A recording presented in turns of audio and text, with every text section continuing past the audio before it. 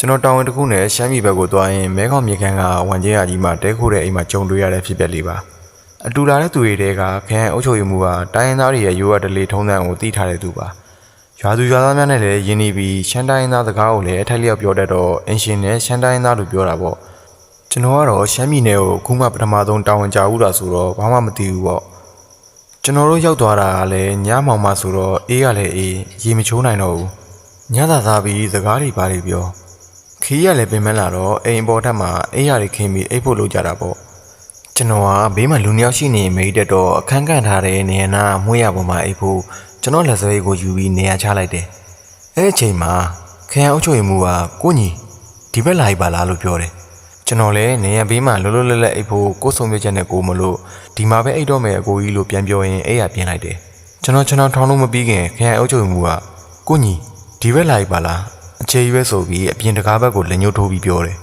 ကျွန်တော်လည်းနေပါသေးတော့ကိုကြီးရပါတယ်လို့ပြန်ပြောလိုက်တယ်ဒီလိုနဲ့နောက်ဆုံးတကယ်အိပ်တော့မယ်လို့ပြင်ဆင်နေချိန်မှာခရိုင်အုပ်ချုပ်ရေးမှူးကအဲ့ဒီဘက်တဆိုင်ရင်ဒီဘက်ကပိုကောင်းတာမို့လို့ထပ်ပြောပြန်တယ်ကျွန်တော်လည်းဘာမှပြန်မပြောတော့ပဲပင်မလာသမျှခေါင်းချပြီးအိပ်လိုက်တယ်ခီးပင်မလာလို့ထင်တယ်လွယ်လွယ်ကူကူအိပ်ပျော်သွားတယ်အဲ့အချိန်မှာကျွန်တော်ကောင်ဖြည်းဖြည်းချင်းကင်လို့တလို့ခံစားလိုက်ရတာ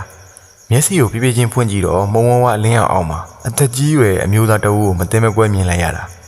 ရုတ်တရက်ထိတ်လန့်ပြီးအိတ်နေရမှာကုန်းထကြည့်တော့ဘာမှမရှိဘူးအတူလာတဲ့သူတွေကလည်းဟောက်တံမျိုးမျိုးနဲ့အိတ်နေကြတယ်ကိုလည်းထူထူးမစင်းစားပဲပြန်အိတ်လိုက်တယ်ခီးပင်မနာရဲ့ရာသီဥတုအိမ်မြနေတော့ချက်ချင်းပြန်အိတ်ပျော်သွားတယ်အိတ်ပျော်လို့မကြသေးဘူးစိတ်အာရုံထဲရလို့အပြင်းမလို့နဲ့တက်ကြီးရွယ်မျိုးသားတအုပ်ကျွန်တော်ပေါ်မှာအုံမူပြီးကျွန်တော်လက်နှစ်ဖက်ကိုမားနေသလိုခံစားရတာသူ့မူရကလည်းစိတ်ဆိုးနေတဲ့ဟန်ပန်မျိုးကျွန်တော်တော်တော်လေးကြောက်လာပြီးကုန်းထားလိုက်တယ်ထားလိုက်တာနဲ့အဲပုတ်ကအနားမှာမရှိတော့ဘူးကျွန်တော်စဉ်းစားမိတာတခါမှမရောက်ဘူးတဲ့ရက်ဒေသနေကကျွန်တော်အိတ်တာကိုမနှင်းမျိုးလို့နှောက်ယှက်နေတာလားဆိုပြီးဝိညာဉ်မှန်ဆိုင်ရာဆိုတော့ဘုရားသားတွေရွတ်ပတ်ပြီးပြန်လဲနေလိုက်တယ်အချိန်နှင်းငယ်ကြတော့အိပ်ပျော်သွားတယ်အနောက်ရှက်ရှိနေပြီဆိုတော့စိတ်ဖြောင်းဖြောင်းတော့မအိမ်နိုင်ဘူးသတိထားပြီးအိပ်နေရတာပေါ့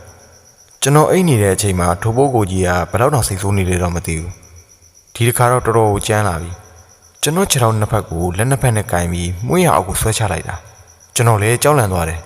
အေးဆက်နေတဲ့ရာသီဥတုမှာတော့ချွေးသီးရီထွက်လာပြီးခေါင်းထဲကမုံနောက်ရီဝေနဲ့ဒီတိုင်းတော့ဆက်မိတ်ရဲတော့အိတ်နေတဲ့တခြားသူတွေကိုလည်းမနှိုးလို့တော့မွေးရပေါ်မှာပဲထိုင်းနေရသမျှဘုရားသားတွေကိုရော့အဲ့ချိန်ကျမှခန်းအုပ်ချုပ်မှုကကျွန်တော်ကိုဘာကြောင့်နေရာရွှေ့ခိုင်းတာလဲလို့တွေးမိလိုက်တယ်အောင်တက်ချိန်ကလည်းနီးနေပြီတညာလုံးကောင်းကောင်းမရတော့အိတ်သိမီလို့ဆုံးဖြတ်ပြီးပြန်ရင်းလိုက်တယ်မိုးလင်းကနီးလို့လားမသိဘူးမနေ့အိယာနိုးရတဲ့ဘာမှဆက်မဖြစ်တော့ဘူးအဲ့ရထားမျက်နှာသေးပြီးအင်ရှင်အခန့်နဲ့ကောင်းကြီးမောင်းနဲ့ငချောက်ကိုစားပြီးပစ္စည်းတွေကားပေါ်တင်မဲကောင်မြေကန်ဝန်ချင်းရကြီးမှပြန်လဲထွက်ခါလာတယ်ကားထွက်ပြီးဟိုရောက်တီရောက်စကားပြောလာပြီမယ်နောက်ပိုင်းမှာကျွန်တော်စကားမပြောနိုင်တော့ပဲညအေးပြက်ခဲ့လို့ကားစီရင်မိခနဲ့အိပ်ပျော်သွားတယ်နိုင်ဝက်ခံအိပ်ပြီးပြန်လို့လာတော့ခရိုင်အုပ်ချုပ်မှုကကိုညီညကောင်းကောင်းမအေးရအောင်နဲ့တူတယ်လို့ပြောတော့ကျွန်တော်လည်းညဖြစ်စဉ်ကိုအသေးသေးပြောပြလိုက်တယ်ခရိုင်အုပ်ချုပ်မှုကဒီလိုကွာကိုညီကဒီဒေသကလူတွေမှာရိုးရဒလေးတစ်ခုရှိရဲ့အဲ့ဒါကွယ်လွန်သွားတဲ့မိဘတွေကိုနေစရာမရှိမှဆိုလို့လားဒါမှမဟုတ်မိဘနဲ့အတူနေခြင်းလို့လားတော့မသိဘူးမိဘတွေကွယ်လွန်ရင်ကျန်တဲ့သားသမီးတွေကနှစ်ထပ်အိမ်ဆိုရင်အပေါ်တက်ခန်းကြီးကာထားတဲ့နေရန်ရဲ့အပြင်ဘက်